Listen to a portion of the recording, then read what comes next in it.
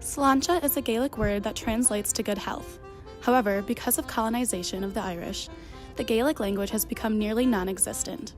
Yet, UW-Madison's Irish dance team embodies tradition by calling their team Sláinte, a word with deep historical roots in Irish culture. Through Irish dance, both descendants of Ireland and other countries have the ability to be educated on and become a part of Irish culture through traditional dances and costumes that continue to transcend generations. As early as the 16th century, there is written evidence of the Irish's fascination with dance. Literature demonstrates that the ability to dance correctly was perceived as desirable in the children of well-to-do families. However, it was not solely confined to the upper class. It wasn't until the 18th century when Irish dancing became more disciplined and the styles and formations we know today emerged, courtesy of the dance master, a teacher who traveled between villages and towns holding lessons for peasants, with a piper or a blind fiddler. Dance masters would teach multiple students at once, forming the common, modern group dances that are present today.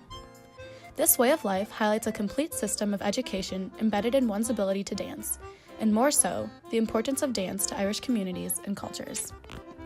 Hi, my name is Kelly Conahan. I'm 21 years old and I've been dancing since I was 5 years old, and now I've joined the Slainte Irish dancing team here at UW-Madison.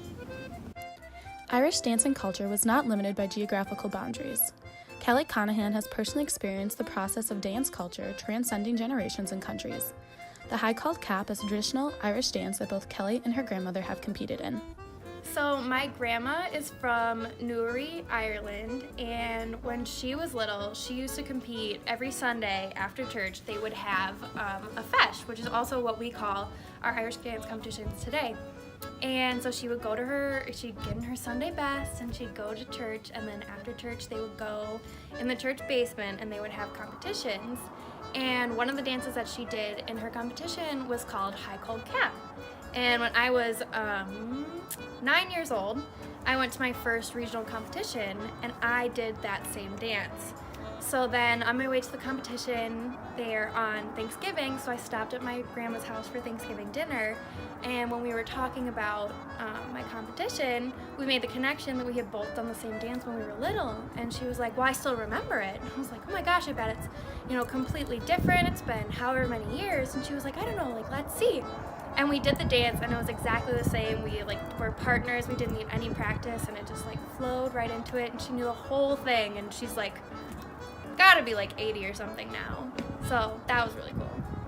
To further illustrate how traditional culture is present and valued in today's Irish dance, the costumes worn by Irish dancers today commemorate the clothing of the past. Hi, my name is Ella Pomplin. I'm the president here at Sláinte Irish Dancers. I have been dancing since I was 6 or 7. I genuinely don't remember. And I still currently actually compete with Cashel Dennehy. Dresses are based on the Irish peasant dress worn 200 years ago. Most of the dresses are adorned with hand-embroidered Celtic designs, and copies of the Tara brooch are often worn on the shoulder. Yeah, so the reason we wear the big curly wigs that you're used to associating with Irish dance is because a lot of dancers wanted to dress their Sunday best, and their Sunday best involved curly hair, so they would sleep with the, not foam rollers, the knots. Yeah, with the wet knots in their hair, and then they would wake up the next morning and have big curly hair. So now we still wear wigs. By attending one of the team's practices, I learned how deeply Ireland's history and political turmoil are intertwined with their dance culture. These stories transcend from generation to generation, dance teacher to student, and from students to myself. Besides, it's because As the Irish English culture was outlawed in Ireland, and Yeah. so they didn't want to look like they were dancing when the English came by the window. So if their shoulders were down, it would still look like you were. It just looked like they were jumping up you and didn't down. look like you were dancing. You just looked like you were. I don't know what you were doing, but yeah, they couldn't see your arms moving, so you weren't dancing because Irish culture was bad.